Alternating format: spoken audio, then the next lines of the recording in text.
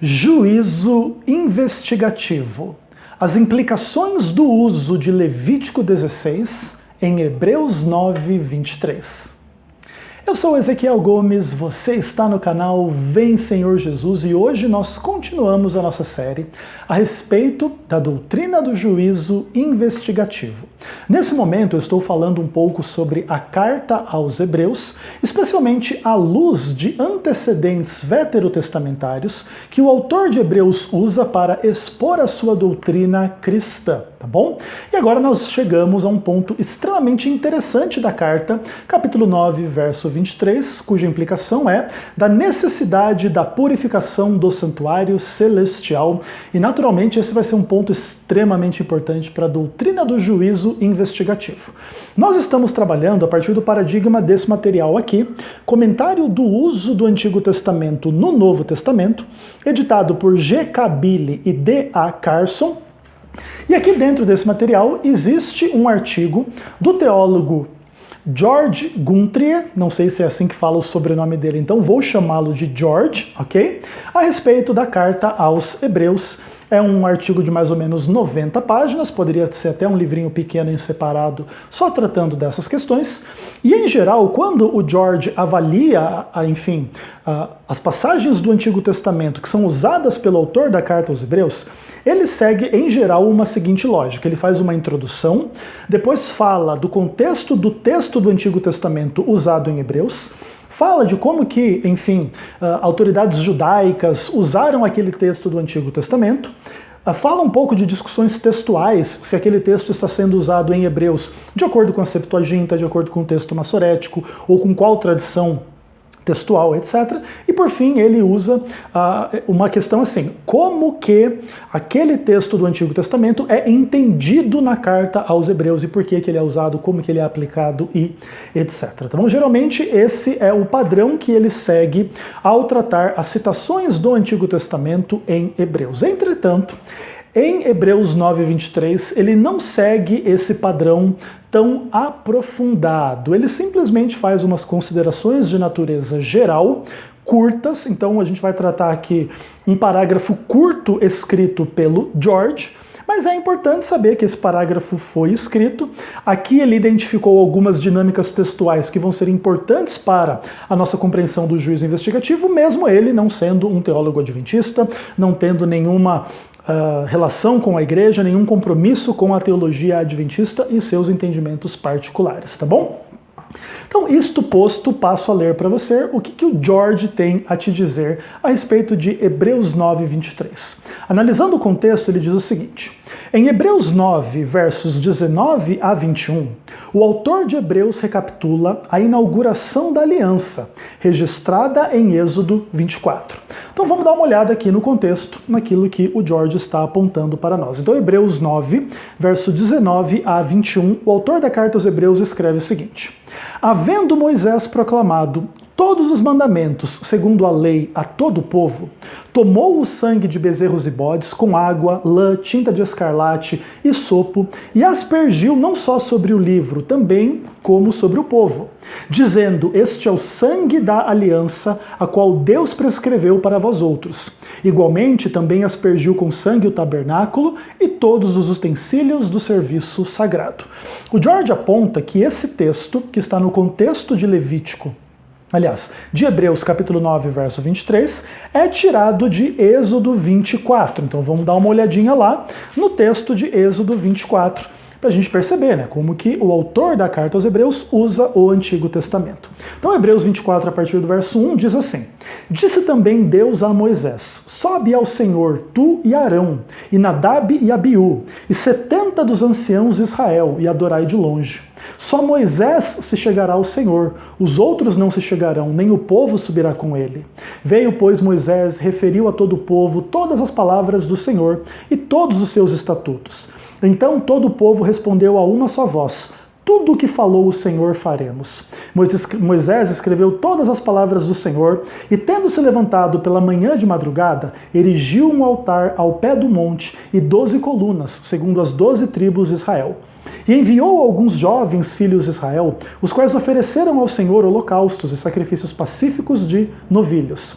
Moisés tomou metade do sangue e os pôs em bacia, e a outra metade aspergiu sobre o altar. E tomou o livro da aliança e leu ao povo, e eles disseram: tudo o que o Senhor falou, faremos e obedeceremos. Então tomou Moisés aquele sangue e aspergiu sobre o povo. E eis aqui o sangue da aliança que o Senhor fez convosco a respeito de todas essas palavras. E subiram Moisés e Arão e Nadab e Abiú e 70 anciãos de Israel e viram o Deus de Israel, sob cujos pés havia uma como pavimentação de pedra de safira, que se parecia com o céu na sua claridade. Ele não estendeu a mão sobre os escolhidos dos filhos de Israel, porém eles viram a Deus e comeram e beberam. O texto de Êxodo é extremamente enigmático, interessante, especialmente dentro dessa ideia do ver a Deus, de uma comunhão íntima com Deus no contexto da proclamação da primeira aliança, que também foi ratificada com sangue, e Moisés pegou esse sangue e lançou e aspergiu sobre o livro, sobre o povo, sobre os utensílios do santuário. E é isso que o autor de Hebreus se refere em Hebreus 9, versos 19 e 21. E aí chega no verso 23, você melhor entende quando o autor de Hebreus diz: era, portanto, necessário que as figuras das coisas que se acham no céu se purificassem com tais sacrifícios, mas as próprias coisas celestiais com sacrifícios a eles superiores. Então a ideia aqui é que era necessário que houvesse essa purificação das figuras das coisas que se acham no céu, ou seja, as coisas que se acham na terra, elas eram purificadas com esses sacrifícios, aspersão de sangue de animais e tal, mas o santuário celestial deveria ser purificado com sacrifícios superiores. E aí, comentando esse texto, o nosso amigo George diz o seguinte: em conexão com isso, ou seja, com o contexto em Hebreus 9, versos 19 e 21, o autor de Hebreus dá a entender que a lei exigia que vários elementos relacionados ao tabernáculo terreno fossem purificados com o sangue dos sacrifícios dos animais.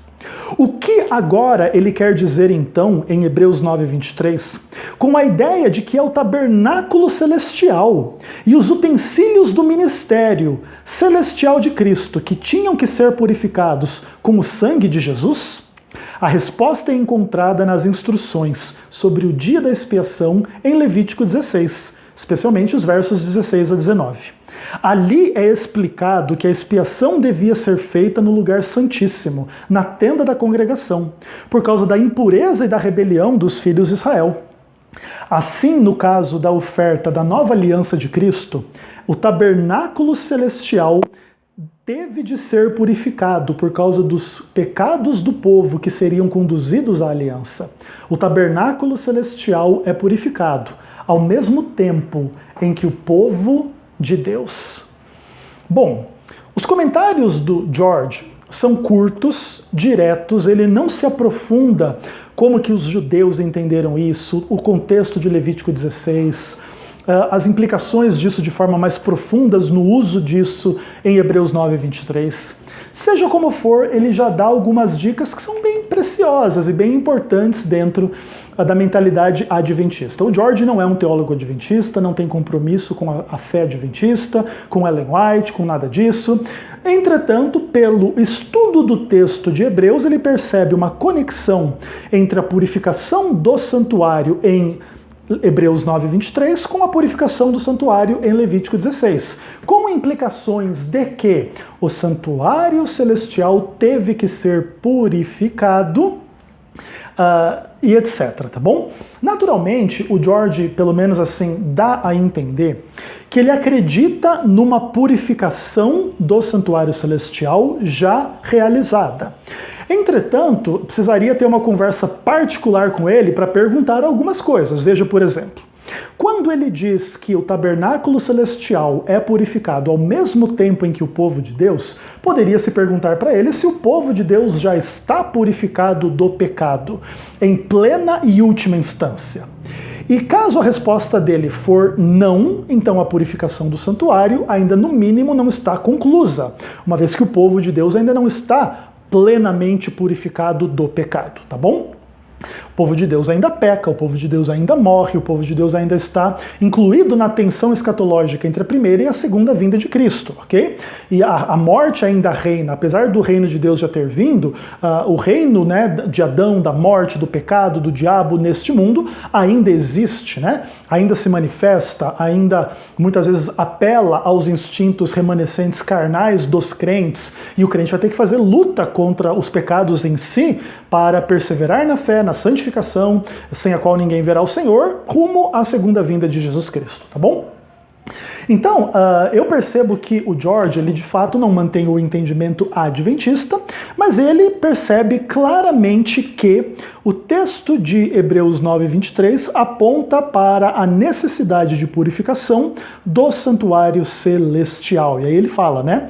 O tabernáculo celestial teve de ser purificado por causa dos pecados daqueles que seriam conduzidos à aliança.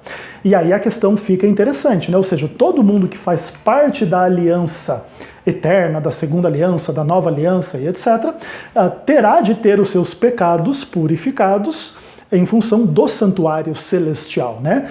E aí fica uma coisa interessante, quanto mais a nova aliança vai fazendo novos membros pela evangelização da igreja, ainda vai se tendo que continuar o processo de purificação do santuário para incluir esses que estão entrando na nova aliança pela fé, pelo batismo, pelo novo nascimento, pela regeneração e que também são pecadores.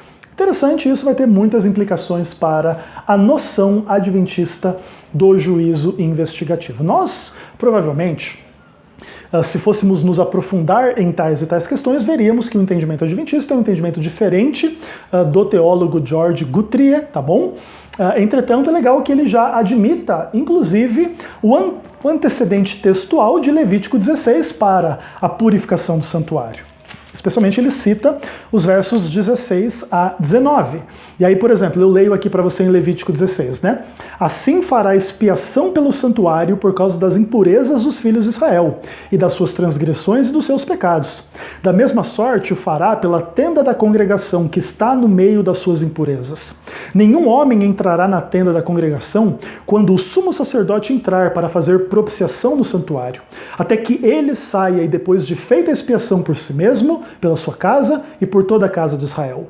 Então sairá ao altar que está perante o Senhor e fará expiação por ele. Tomará do sangue do novilho, do sangue do bode e o porá sobre os chifres do altar ao redor. Do sangue aspergirá com o dedo 7 vezes sobre o altar e o purificará e o santificará das impurezas dos filhos de Israel. E aí o texto clássico no verso 30, para a gente não deixar de ler, né? Naquele dia se fará expiação por vós, e sereis purificados de todos os vossos pecados perante o Senhor. Então, purificação do santuário tem que ver com Levítico 16, e agora existe uma purificação do santuário celestial em Hebreus 9:23, inclusive apontando para o futuro em relação aos crentes em Cristo, os crentes da nova aliança. E isso é uma das principais bases para a doutrina adventista do juízo investigativo. Beleza? Agora, esse vídeo aqui, ele tem uma armadilha. Tô vendo aqui pelo meu visor que ele está em menos de 14 minutos, menos de 15 minutos. E geralmente os meus vídeos têm ficado um pouco longos, né? De 20 minutos a 1 hora aí, mais ou menos, né? E agora esse vídeo contém uma armadilha, porque você vai ver aí que o vídeo tem 15 minutos e você vai pensar assim, ufa, graças a Deus Ezequiel está tendo bom senso e está diminuindo o tamanho dos vídeos, porque eu preciso estudar menos a Bíblia. Enfim, eu acho que você não pensa que você tem que estudar menos, né? Mas você de fato sabe que estudar a Bíblia exige dedicação, empenho, perseverança, vontade de ouvir o que a Bíblia tem a nos dizer. Mas eu queria dizer que esse vídeo contém uma armadilha, porque na verdade é o seguinte... antes de fazer o debate no Vejam Só sobre o juízo investigativo, etc., eu peguei esse livrinho aqui, que se chama A Luz de Hebreus, Intercessão, Expiação e Juízo no Santuário Celestial, e li e estudei com o público do meu canal um capítulo em especial, que se chama Contaminação e Purificação em Hebreus 9:23, ok? Do William Johnson. Esse material foi lido por completo por mim e foi analisado por completo, ok? Então o que acontece? Eu não vou me aprofundar em Hebreus 9, 23 nesta série, até porque eu já gravei, analisando esse material aqui, 15 vídeos. Mais ou menos 10, 15, 20 minutos cada vídeo, tá bom? Então o que eu vou fazer? Eu vou colocar na descrição deste vídeo a playlist para os 15 vídeos falando de Hebreus 9, 23. Então você achava que porque esse vídeo vai ser um pouquinho menor do que os demais, o Ezequiel estava com muito bom senso, é porque eu estava preparando o fato de que já tem 15 vídeos gravados sobre isso. Então se você quiser, boa sorte no estudo de Hebreus 9, 23.